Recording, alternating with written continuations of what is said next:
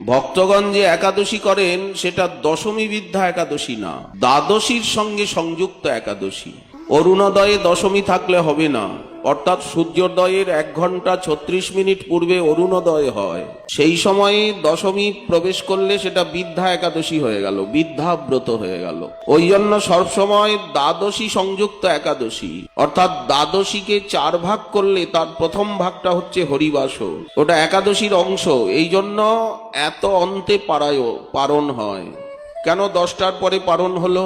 বললেন দ্বাদশীর প্রথম অংশ একাদশীর সঙ্গে যুক্ত ছিল, হরিবাসর ওই সময়টা।